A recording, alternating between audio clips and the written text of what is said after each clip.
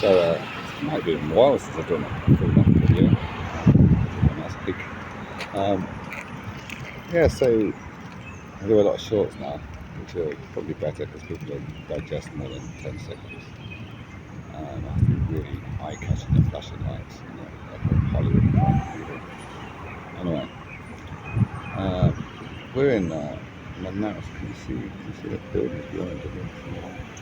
Probably good, yeah. You can see all of it. You see the light, the sun is shining. You got that. Yeah, there you go. See it? Painted buildings. A lot of buildings are painted here. A lot of them are run down with nobody occupying them. The famous people sleeping on the streets, which is let's talk about the positives and negatives. Maybe start with the negatives, get it out of the way because it's the present part, and finish on the more of the positive note. So people sleep in the streets in Manaus. There's loads and loads of derelict buildings that they are slowly repairing and they are slowly going into use. I mean, the Portuguese hospital was, which I've done videos on already, was absolutely atrocious last year. But a couple of weeks ago they started, maybe a bit longer, renovating that, and they painted all the outside now, fixed all the windows, and it's been in use, by the way. Even when it was a derelict mess, they still used it. In front of me is the institution of education, which works, etc., and is maintained, and you can see. Bear in mind, architecture is, unless it's Portuguese colonial building, architecture is square bricks, block buildings have been just been painted, or have a look. Yeah, a little look around, shall we? This is nothing. This is just like edge of historic town. So yeah, the negative things is there's people like that, right, sleep on the streets, and there is derelict buildings. The derelict buildings are being so dead. But these people sleep on the streets. Why do they not sleep in a derelict building? That's something I never understand. There's a whole street of pretty much crackheads. They all have mobile phones, by the way.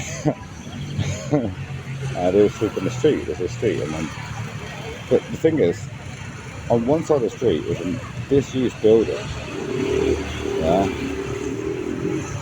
Why don't they get off the street and walk inside a disused building? They could probably even clean the building up a little bit and then make it more homely or whatever. I think the government will have a problem with that. I mean, and at the end of the day, if you have nothing to sleep on the street, what we're going to do? Arrest you and put you in a prison cell and feed and water you. Okay, you don't get your crap. Anyway. Yeah, anyway, I don't know. I can make it for themselves. And the city is rather dirty, and not everywhere, but the city is rather dirty. The shops, I need to get those stabilised, I think, for the handle. It took about so long. Yeah, that was a little bit of a change the subject just with the hand shaking a little bit there. So negative side things. The shop owners, etc., clean outside the shops, etc. But it's not dirty.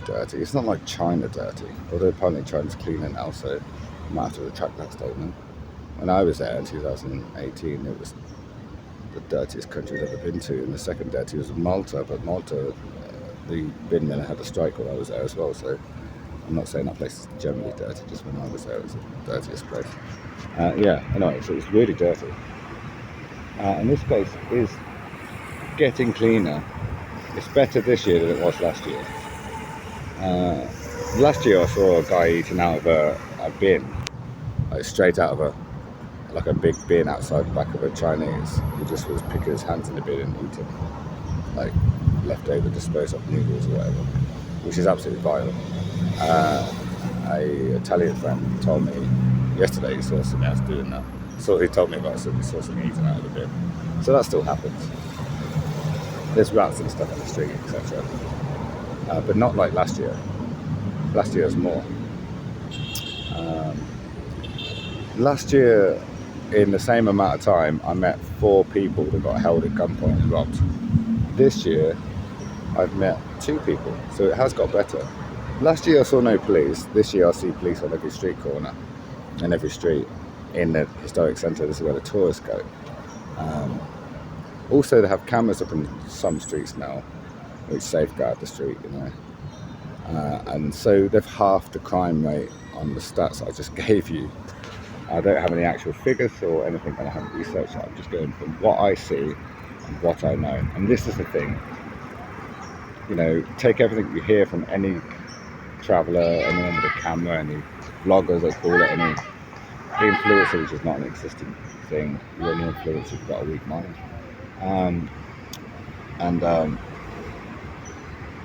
Take everything with a pinch of salt, because you'll see people going, oh yes, I'm in the favela, I'm walking around with a camera in my hand. Piss off, mate, you're in a favela. Let's translate the word favela into an English language: council estate. Yeah? There's council estates in England that are safe, and there's council estates in England that are not safe. But it's the same here. I can go to a favela and buy copious amounts of drugs, but nobody's going to rob me on the way in or way out. Nobody's going to steal my phone, you know? Unless it's late at night, I'm walking alone with my phone in my hands, and there's an opportunist. Right. It's the same deal. If you go to where the people, the illegal criminals are operating in that council estate, that favela, you walk in there, don't have to have your phone out your pocket or anything on you, you definitely guaranteed be robbed of everything.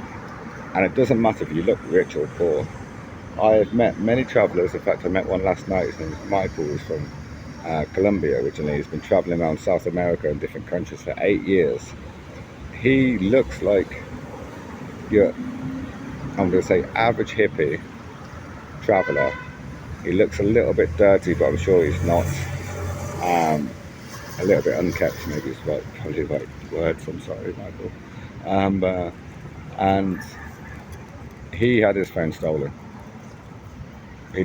He makes bracelets and sells bracelets and stuff to get by, you know, that type of person, right? And he had his phone stolen. So, you know, he's not a rich tourist, he's not an American, you know.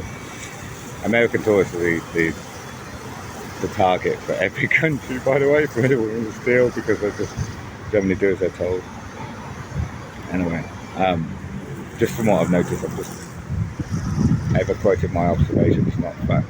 Well, sometimes observations are factual. Anyway, so that's the negative thing, I suppose. If you want to come to Manaus, this is the Amazon. This is the city in the jungle, yeah. And you want to go to the jungle, etc. This is a little bit more negative. Most of the tour operators are scammy, the scam artists. You want to see pictures of the places or live footage, because they can say, hey look, they video call the person in the lodge. I want to see the lodge now. Say that. Say, hey, video call, you want to sell me this place for 500 reals, which is $100 a night, yeah? Okay, you're going to take me there and back, you're going to feed me, all that, right? So it's not a bad deal, really, let's be honest.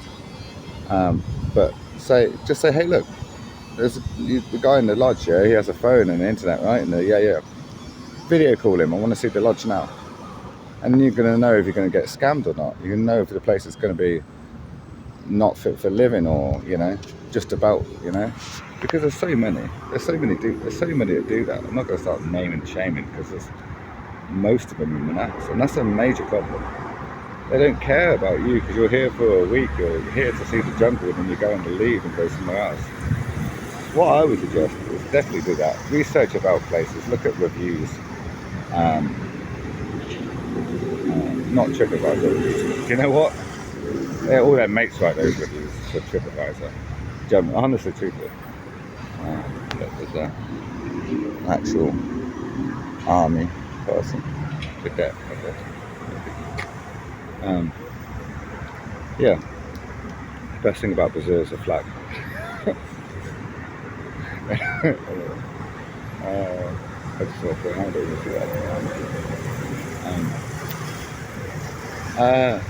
Yeah, research before you get here where to go, and you don't want to be paying any more than 100 a night. Although there's some really luxury places that are a bit more expensive and well worth it for the better accommodation and everything, better food, all that sort of stuff. So do your research. But I would say this: so if you want to go to the Amazon, Now, actually, you know what? If you come in the Amazon, you want to go to Brazil because Colombia. So the border town is Leticia in Colombia and Tabatinga in Brazil. Yeah. Now, that's right deep in the Amazon. There's not a road. There's not a road. You can only travel there by water. There's not a road at all. Now that is probably the best place to go for your Amazon tours. On the Colombian side, maybe. And you're paying the same price. I'm not saying that they're better or not. The lodges depend on the lodges. It's the same here. But say if you're coming from Manaus, you're coming from Brazil, you're coming for and also the reason I always say Colombia is to speak Spanish rather than the Latin, Portuguese. Yeah. So I would definitely say, so if you're coming to Manaus on a holiday, the jungle, your best bet is to book a week here. Yeah, book a week here. But you don't want to book a hotel for a week. You want to book all your trip, everything, plan it all before you get here. Choose who you're going to choose. Maybe pay for it before you can get here. Everything, whatever. And then go on a tour. Stay one night, whatever. Next day, go on a tour, and then when you come back, see the city. It will take you 2 days maximum to see the city, and it's in two parts. It's in the historic old place, which is where I am right now, and the new bit. The new bit is like a modern sort of city. It's still dirty and shitty. It still have lots of crime, but it's modern and has like any old city. If you want to go to shopping centres, stay in your own country, but they've got all the shopping centres exactly the same. The only difference here is you'll get like guarana and the likes, passion fruit, maracuya, and that sort of thing. Whereas you won't get that. Well, you get passion fruit, but guarana, I think you can get anywhere, do you? I think you can get it in Barcelona, but Barcelona is a lot more expensive.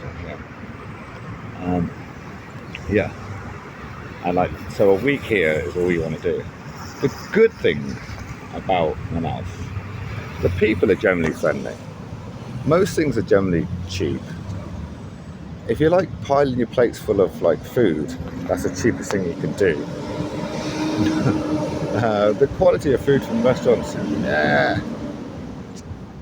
but if you can cook at home, then everything's available in the supermarkets and it's cheap. The jungle is absolutely amazing. Literally, the rainforest is absolutely phenomenally amazing. It really is. It's proper nature. It's dangerous, yeah? That's why you pay for these tour guides, etc. They know, never step in a hole because that's where tarantulas live. By the way, they won't kill you. They just, wherever they bite will go numb for a day, hours. Yeah. Paralyze your hand or whatever. On the third day or whatever. But yeah, you can even tease them out of a hole with a stick and leaf, and catch them if you want, with a slip knot idea on the same stick, which I could teach how to do as well. You can go swimming with piranhas and also fish for the same piranhas and also eat the same piranhas, or catch other big fish or loads of fish. Tambake is a big fish. Well, it's not that big actually. There's a fish that they eat here. It's kind of oily. It's kind of nice. All the restaurants will sell it to tourists overpriced. But you have to find it cheaper if you find somewhere that's local. There's nothing. I say Chinese restaurant by the way. There's no Chinese restaurants again. you're in the Amazon jungle. Be realistic, you know. Be realistic. And the place is absolutely amazing. You catch alligators, like the caimans, with your hands. Are the caimans are the crocodiles or alligators? Not sure. You can catch them like the baby ones. I could teach you how to do that, but maybe let somebody else, your tour guide, catch them and you can hold them. You know, it's kind of cool to hold alligator. It's a bit cruel, I suppose. The natives eat turtles. You have Save the Turtle charities. They eat the turtles. You have like Save the Rainforest funds. They cut down trees willy-nilly and don't give a shit. Honestly, truthfully. I'm not trying to say negative things. I'm just saying realism. I don't cut the shit. I don't edit anything. I do everything live. I don't, you know. It's been a bit sweaty, so I'm touching my face a lot. Just trying to wipe the sweat off my mustache because it is hot. It is hot here. It's a bit cloudy, so it didn't look as hot as it is. I don't know what it is. 35, I think. About 35 degrees, maybe. Yeah, it is pretty amazing. The Amazon is absolutely amazing, and the Rio Negro, the Black River, is absolutely amazing. There's literally, I don't think anyone's been eaten by an alligator ever. I don't think there's any history of it. No one's ever been eaten by or killed by an anaconda or anything like that. You see them in the water more than you see them anywhere, by the way. They're water snakes, really. But you see them more than anywhere else in the rivers. And that's why the Rio Negro is a better place, because it's clear. So the Amazon River churns up all the sand from the bottom, and it looks like yellowy, right? And the Rio Negro, all the leaves from the trees have fell down and like put a base, like a leaf base on the bottom. So it's clear water. You see straight through to the black, the green, but they look black under the water, you see. Maybe they change colour of water. I don't know, actually. But yeah, they call it Black River because it's clear water. You can see in it. You can see all the animals in there a lot better. But the Amazon, you can't see if there's an alligator or anything. You can't see anything. But no one has ever, that I know of, been eaten by an alligator. Yeah, alligators, not crocodiles, right? Yeah, no one's ever been eaten by an anaconda. But I have seen like a native breed. They call it second generation because they live in the jungle, but they wear our clothes, use our mobile phones, use all technology, sell the nature to tourists to gain money, to use the money to live. Yeah. Great tax avoidance scheme. Yeah. Anyway, he showed me a video of an anaconda killing a sloth. They call it lazy bear here, and in Spain it's called a lazy bear. A translation or something. Yeah. And there's loads of videos of that. And you know, also you see parrots, you see everything, every animal you can think of, every animal. The toucans. If you want to see toucans, look for cashews. Yeah, the cashew fruit. You can eat the fruit, by the way. The nut you have to cook for like half an hour before you eat it. Fruit's a little bit bitter. Anyway, there's loads of different fruits, and everything in the jungle is amazing. Yeah. But yeah, if you want to see toucans, look for a cashew tree, and that's where they're going to be, because they eat the cashews. Yeah, it's all about what you want to see is where you go. But yeah, it's absolutely everything. It's absolutely everything. Everything's fresh. Oh, fish is great, by the way, because they just fish it straight out of the river. Literally, you see a guy with a wheelbarrow full of fish that is caught. He walks straight into the fish market. He goes straight onto the ice slabs. You know, you buy it, go home and cook it. Literally alive 10 minutes before you eat it, if you want that way, you know. It's that fresh. That fresh. And prawns, they have like so many like different sized prawns. So they have everything. And they have these big fish as well, but big fish, you don't want to buy it. That'll feed a whole tribe, wouldn't you? You know, feed the whole council estate. A massive. But yeah, fish. I mean, like literally, you go to a restaurant and for about £2, yeah, £2 you can get a fish and rice and salads and stuff like that, and a bottle of water for £2, like grilled, all cooked for you, ready. You know, it's cheap. It's really cheap. It's a good place. But yeah, so I've covered the negatives. I think I've covered all the negatives. The positives. The positive thing is you're in the Amazon jungle. Yeah, this experience of half is hot. It's beautiful. Nature surrounds you. Manaus has a lot of history to offer, and it's fun. And there's, you know, get in touch with me. I don't even know. I have Andes Adventures Co. and like that's in the mountains, Andes, because it's South America. I do South American tours in every part of South America, and which I don't ever film tours, by the way. I don't ever film them because they're private for the people that book them. But if you want to go to the Amazon, if you want to, I can literally set you up everything you want. So Andes Adventures Co. @gmail.com. Email me. Yeah, but it's absolutely amazing. This place is an experience and a half. The history of the place is because of the rubber. That's why the place even exists. And the English and the French and the Germans came here and colonised and raided, as we always do, and then took our business elsewhere to save us some money. Which is always the way it happens, right? But yeah, it's absolutely amazing. There's literally this. I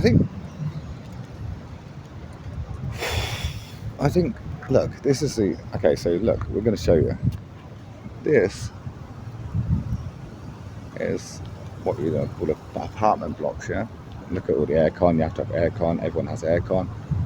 Brazil is #1 problem for carbon dioxide in the world because of the aircon. I believe so.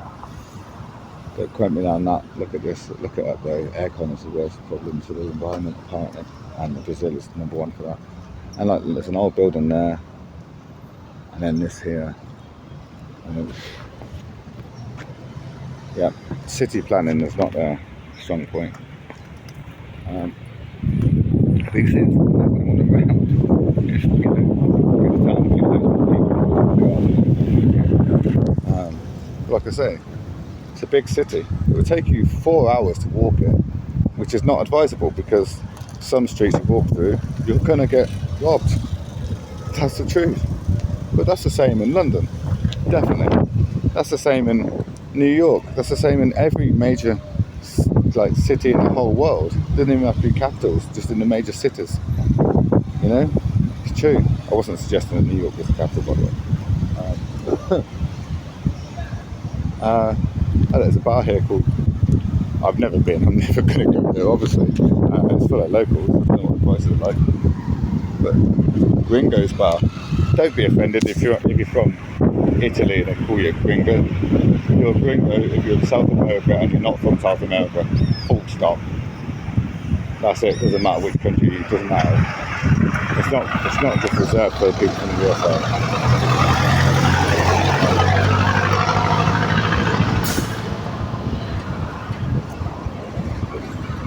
And they call it Giddies or something. Is it Giddy? Yeah, it's Giddy in Spain, right? It's a gringo here. Yeah. The good thing about travelling as well, you meet people from around. I mean, also selling tours. I take people on tours and setting up with local guides. We'll make it super interesting videos. I can't do it, so like, you walk back in and you walk past. Anyway, it's going to put me off my sentence. Yeah. like selling tours, and I also have like a local guide, by the way, as well. It's not just me. I just set you with a local guide and translate if you need to be translated, etc. Because everywhere speaks. The locals always, the local guides generally, some of them speak English as well, but most of them just speak Spanish, or in South America it's mostly Spanish. You've got Brazil. Upon Suriname, they speak Portuguese as well, apparently. Anyway, yeah, let's see. Now you can see normality. Some shops. Yeah, absolutely amazing place. You meet, anyway, what I was trying to say was that you meet loads of different interesting people from all around the world when you're travelling, when you have guided tours, etc. This building here is 1912. 1912. Not really old for those people from Europe, but none of South America is old from those people from Europe. How old? Let's have it. Okay, if you made it to the end of this video and you want to like and share, look, here's the go. No, I will show you this. That building down there, that is the derelict building on the balcony behind, and one street down is where all the crackhead looking, crackhead looking people live on that street with their mobile phones and everything. This is the Opera House, which is now a theatre. Yes, so let's do a pop quiz. If you made it to the end of the video, do a pop quiz. Comment. I will give you a like if you get the answer right. Yeah. So the nearest 100 years will make it really, really easy. Although it is exactly about on the 100 mark anyway. Not 100, but on the 00 mark anyway, roughly. The nearest 100 years. How old is Machu Picchu in Peru? How old is that? The one of the wonders of the world, which obviously I've seen. In fact, there's a couple of wonders of the world here in South America. And the natural wonders of the world are better than the manufactured, produced, built wonders of the world by a long way, by a long, long way. Which is more of them in South America than anywhere else as well. How old is Machu Picchu? Answers below, please. Anyway, be good to one another. Let's stand up here because the wind's blowing. You probably just pick up the wind. I haven't got headphones, microphone, nothing. Just spare a moment. Yeah, how old is Machu Picchu? Answers below. I would give you a like if your answer is correct. Don't Google it. Just have an educated guess. If you Google it, I'm going to know, because you've got to put the exact number or something, right? Anyway, be good to one another. There and talking falafel. Okay. Be good to one another. If you can't be good to one another, I don't know. Probably don't want to come on a tour with me then. Yeah, be good to one another. Take care.